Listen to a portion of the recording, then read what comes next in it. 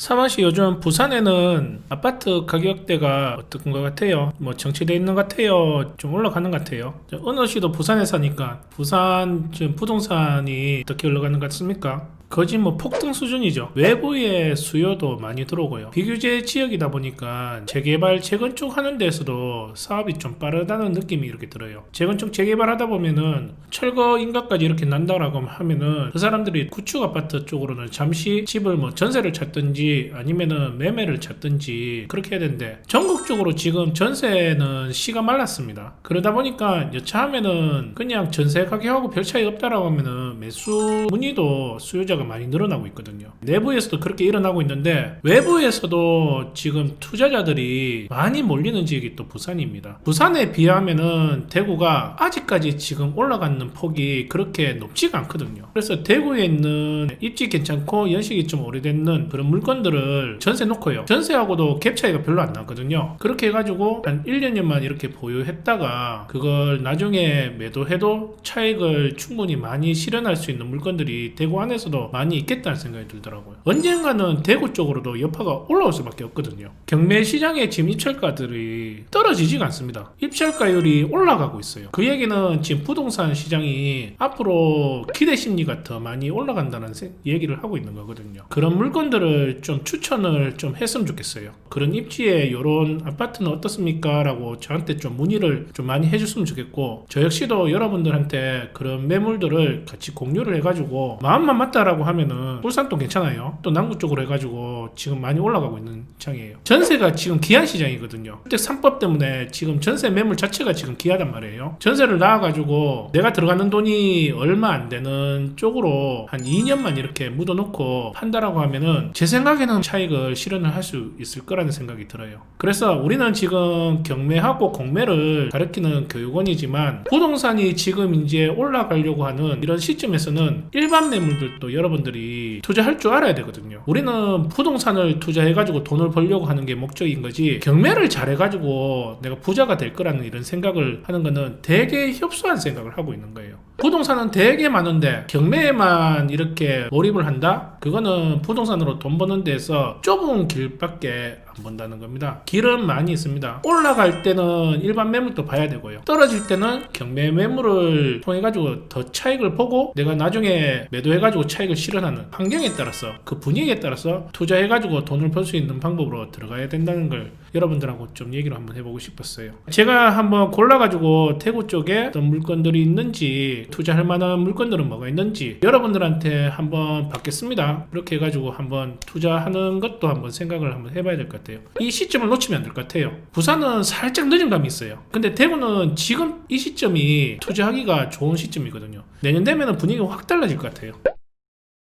오늘은 여러분들하고 공매에 대해서 다시 한번 얘기해보는 시간 한번 가져볼게요. 공매에서는 여러 가지 물건들이 이렇게 나오는데 어떤 장점이 있고 어떤 단점이 있고, 공매는 어떤 물건들이 이렇게 나오고 현재 진행되고 있는 공매 물건들을 보면서 권리 분석을 어떻게 해야 되고 얼마 정도 선에서 구입을 해야지 우리가 이득인지에 대해서 한번 이야기해보는 시간을 한번 가져볼 건데, 공매는 장점만 있는 게 아닙니다. 단점도 있지. 장점이라고 한다 그러면은 경매하고 공매하고의 차이점은, 경매라는 거는 시간을 내 가지고 입찰장에 갔는데 이렇게 운이 안 따라준다 그러면 떨어지면은 하루를 그냥 보내는 거예요. 공매는 그게 아니라는 거죠. 여러분들이 노트북 하나만 있으면 됩니다. 여러분들 직장에서 입찰할 수 있는 그 시간대에 입찰하시면 돼요. 집에서 그냥 입찰을 하셔도 되는 거죠. 장소하고 시간대를 언제든지 내 마음대로 맞춰가지고 할 수 있는 게 공매의 장점 중에 하나입니다. 단점이 있어요. 경매 같은 경우에는 표지부에 있는 그 권리 분석만 봐도 내가 점유하고 있는 사람의 보증금을 내가 인수할 사항인지 아닌지 볼 수가 있는데, 공매 같은 경우에는 내가 직접 권리 분석을 해가지고 인수해야 되는 권리관계가 있는지 없는지를 따져봐야 된다는 게 단점이에요. 경매 같은 경우에는 현장 가가지고 그쪽에 현장에 어떤 상황이 일어났는지 그것까지도 파악이 잘 돼 있는 경우도 있는데, 공매는 그런 부분이 또 취약한 부분이 있는 게 공매라는 거고. 경매 같은 경우에는 우리가 낙찰 받고 잔금 치르면은 그때부터 이제 법원에 인도명령 신청하는 그 제도가 있기 때문에 인도명령 신청을 하고 그 확정을 받는다 그러면은 집행 신청을 할 수가 있단 말이에요. 그래서 늦으면은 한 4개월, 빠르면은 3개월 안에 그 점유하고 있는 사람하고 협상이 안 된다 그러면은 그 사람을 보낼 수가 있는데, 공매 같은 경우에는 인도명령 신청하는 그 제도가 없습니다. 만약에 그 점유하고 있는 사람하고 내하고 뭔가 협상 단계가 이루어지지 않는다 그러면은 집행소송 들어가가지고 판결을 받고 판결에 의해가지고 법원에 찾아가지고 집행 신청을 할 수가 있는 거예요. 시간 차이점이 일어날 수가 있다는 거예요. 공매 같은 경우에는 판결 받는데 빠르면은 4개월, 늦으면은 5개월 정도 이렇게 걸릴 수가 있단 말이에요. 그 판결 받은 데서 또 집행하는 데에 집행 들어가는데 또 2개월 정도 또 소요가 될 수가 있는 거죠. 5개월에서 7개월 정도 공백 기간이 들어갈 수가 있다는 거예요. 잘못하면은 미납관리비나 대출을 했다 그러면은 대출 이자 발생하는 게 늘어날 수가 있다는 거예요. 그러니까 내가 지금 차익을 보는 데에서 그 차익이 줄어들 수도 있다는 게 공매의 단점입니다. 공매는 좀 더 신중하게 내가 필요 경비가 나가는 이런 거에 대해서 입찰가에 포함을 잘 시키고 들어가야 되는데, 이걸 인식을 못하고 공매를 처하는 사람들이 경매처럼 이렇게 입찰을 하다 보니까 낙찰 받는 사람들이 다음에 공매를 하는데 공매를 피하는 경우가 많습니다. 혼자서 이제 집행소송을 해가지고 하면 참 좋은데 그걸 못한다 그러면 법무사나 변호사를 이용할 수 있겠죠. 그러면 그쪽에 수임료가 또 발생할 수가 있단 말이에요. 그러면 그것도 차익에서 또 빠져버리는 거죠. 근데 다행히 우리 교육생들은 공매로 이렇게 받는다 그러면은 셀프 소송을 할 수 있도록 저희들이 이제 유도를 시켜준단 말이에요. 본인이 소송을 해가지고 판결 받으면은 뭐 집행 이렇게 하는 거는 뭐 일은 아닌 거죠. 거기에서 이제 절감할 수 있으니까 비용적인 부분에서 덜한데, 이걸 안 해본 사람들은 되게 막막하게 이제 일어나기 시작하는 거죠.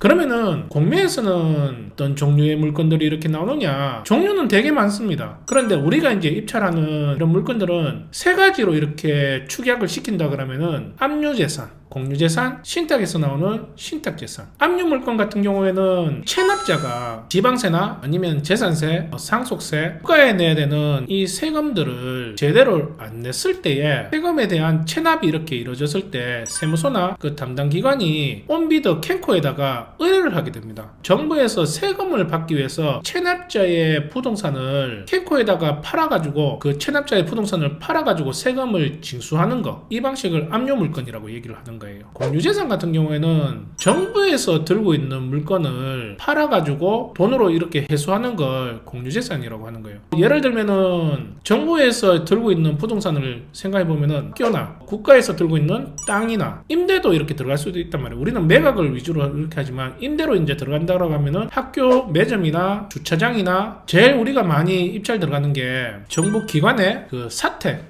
아니면은 간부들이 쓰는 그 숙소, 이런 것들이 이제 우리의 주 입찰 타겟팅이 이렇게 될 수가 있는 거죠. 신탁 그 재산 같은 경우에는 금융회사입니다. 이런 신탁회사에서 일반 개인한테 채무를 이행을 못했을 때 이 채권을 회수를 못한단 말이에요. 이 캔코에다가 의뢰를 해가지고 그걸 팔아가지고 자기들이 빌려줬던 이 채권을 회수하는 방법, 그 신탁재산이라고 이렇게 보시면 되는 거예요. 이 물건들도 보면은 나왔는 형태도 이렇게 틀리지만 얘들이 입찰했을 때에 받아가는 그 형태도 이제 틀려지게 되는 거예요. 압류재산 같은 경우에는 말 그대로 이거는 일반 물건을 우리가 구입을 하는 거기 때문에 여기에 지금 임차인이 있는지, 그리고 우리가 인수해야 되는 권리자가 있는지, 인수를 해야 되는 권리가 있는지, 임차인의 보증금을 우리가 인수를 하는지, 그 권리 분석이 다 들어가줘야 돼요. 등기부등본을 열어가지고 소멸 기준이 언제쯤 이렇게 되는지, 전입되어 있는 사람이 있다고 하면은 소멸 기준보다 전입이 빠른지 늦는지, 그래서 이 사람의 보증금이 있다라고 하면은 내가 인수를 해야 되는 건지 말아야 되는 건지, 이걸 확실하게 정리가 된 상태에서 그 다음에 이제 시세조사가 들어가야 되는 거고요. 그게 잘못된다라고 하면은 보증금을 우리가 인수를 했을 때는 시세보다 더 비싸게 사는 경우가 있단 말이에요. 그러면은 이거는 잘못된 공매 입찰을 들어가는 거예요.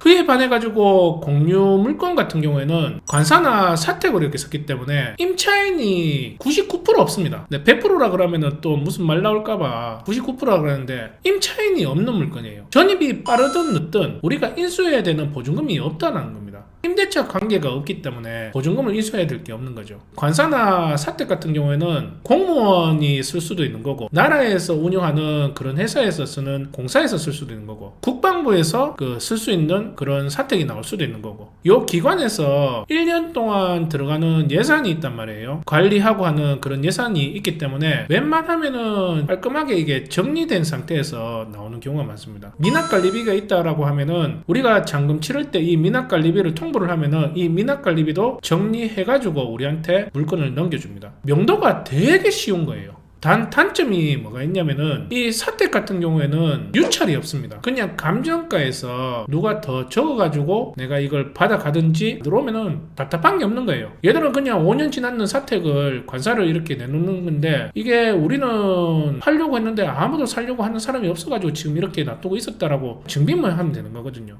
얘들은 빨리 팔고 늦게 팔고 이런데 관심이 없기 때문에 그냥 감정가에서 살 사람이 있으면은 사가세요 라고 이렇게 던져놓는 물건이 공유 물건이라고 보시면 되는 거예요. 그러다 보니까 부동산 가격대가 지금 정체되어 있거나 떨어지고 있는 이런 상태에서 관사나 사택을 이렇게 내가 들어간다라는 거는 조심을 하셔야 되는 거예요. 여러분들도 경매나 공매를 해봐서 아시겠지만 이 감정평가를 하는 데에서는 감정평가했는 그 시점에 평균적인 시세에서 감정평가하는 것보다는 상황에서 제일 비싸게 팔렸던 그걸 이제 사례로 해가지고 감정평가를 매기는 경우가 많거든요. 6개월이 지나든 1년이 지나든 시세에서 별로 차이가 안 나는 경우가 많습니다. 압류재산이든 공유재산이든 신탁물건이든 거진 다 동일합니다. 그러니까 공유물건 같은 경우에는 시세가 감정가고 거진 비슷하게 이렇게 잡혀있는 경우가 많기 때문에 정체되어 있거나 하락하고 있는 그런 분위기에서 사택을 구입을 한다는 것은 리스크가 많이 껴들어갈 수가 있다는 거예요. 그러면은 시세가 올라가는 시점에서는 그때는 사택이 되게 좋은 거죠. 시세 차익도 내가 보고 들어갔는데 명도가 필요가 없는 거야. 지금 시점이 어떻게 보면은 관사에 있는 물건들이 공매로 이렇게 나왔다 그러면은 관심을 갖고 시세 조사를 해보고 물건을 찾아가지고 입찰을 한번 해볼 수 있는 시점이라고 보시면 되는 거예요. 신탁 물건 같은 경우에는 금융기관에서 돈을 빌려주고 이걸 채무를 안 갚았을 때 나오는 물건이다 보니까 100%는 아닌데 거진다 보면은 그 신탁 물건에 담보가 안 잡혀 있는 경우가 많습니다. 그러면은 그쪽에 전입돼 있는 사람이라면 무조건 이 사람은 선순위 전입자이기 때문에 이 사람이 진정한 임차인인지 아닌지를 파악을 하는 게 되게 중요한 거예요. 그러니까 공유재산 같은 경우에는 용도는 정말 편한데 유찰 횟수가 없단 말이에요. 내가 시세보다 비싸게 사는 경우도 있고 시세하고 별 차이 없는 상태에서 구입을 할 수가 있다는 거예요. 그러면 그만큼 리스크를 끼고 들어간다라고 이렇게 보시면 되는 거거든요. 지금같이 부동산 가격이 서서히 이렇게 올라가고 있는 이런 시점에서는 관사나 사택의 공유 물건 같은 거는 지금은 볼 수 있는 시점에 이렇게 왔다는 거예요. 여러분들이 한번 보고 시세조사 해가지고 차익을 좀 이렇게 실현해가지고 들어가면은 괜찮은 물건이 될 수가 있는 거예요. 차익도 받는데 용도가 깔끔해. 그러니까 얼마 좋은 거예요. 신탁 물건 같은 경우에는 금융기관에서 채무자한테 돈을 빌려줬는데 채무자가 빌렸는 이 돈을 제대로 이행을 안 하면서 신탁회사가 탱커한테 의뢰를 해가지고 자기가 이제 빌려줬는 이 부동산을 팔아가지고 빌려줬던 이 채권을 다시 회수하는 이 방식이 신탁 물건이라고 보시면 되는 거예요. 신탁 같은 경우에는 그렇다고 해가지고 이게 완전히 자기 물건으로 들어가는 게 아니고 돈을 빌려줬는 그 당시에 언제까지 어느 기간까지 이 물건을 갚지 않았을 때는 우리가 임의로 팔아가지고 우리 채권을 회수를 한다라는 그런 계약서를 적고 이렇게 들어가는 게 신탁 물건입니다. 빨리 팔아가지고 채권을 회수하는 게 목적이 되는 거예요. 압류재산처럼 몇 회차로 이렇게 나눠가지고 유찰이 된다는 거예요. 그리고 경매하고 공매하고 이 차이점이, 공매 같은 경우에는 한번 유찰하면은 다음 이제 입찰 기일이 한 달 정도는 기다려야지 다음 입찰 기일이 이렇게 잡히는 반면에, 공매 물건 같은 경우에는 신탁 물건이나 압류재산 같은 경우에는 기간이 일주일 상간으로 물건들이 떨어진다는 거예요. 경매는 한번 유찰됐을 때 20% 정도 떨어지는 경우도 있고 30% 정도 이렇게 떨어지는 경우가 있단 말이에요. 공매 같은 경우에는 10%씩 이렇게 떨어집니다. 그럼 한 달로 따진다 그러면은 40% 이렇게 떨어질 수도 있는 거죠. 공매가 유찰 횟수가 더 많이 있다라고 이렇게 보시면 되는 거예요. 무조건 이게 일주일 상관으로 떨어지는 게 아니고 어떤 경우에는 오전 오후 타임으로 해가지고 오전에 한번 유찰되고 5회 한번 유찰되고 이런 식으로 들어갈 수도 있는데, 압류재산 같은 경우에는 만약에 5회차까지 이렇게 떨어진다, 계속 떨어지는 게 아니고 이게 다시 감정가로 돌아갑니다. 신탁 같은 경우에는 돌아가기도 하지만 최저가까지 떨어졌을 때 아무도 안 들어왔다 그러면은 신탁은 수의 계약도 할 수 있는 게 신탁 물건입니다. 이 물건 같은 경우에는 인천시 서구 마전동에 있는 풍림 아이원이라는 아파트가 나왔어요. 처분 방식이 매각이에요. 이거는 임대가 아닙니다. 구분은 압류재산이라고 하는 거예요.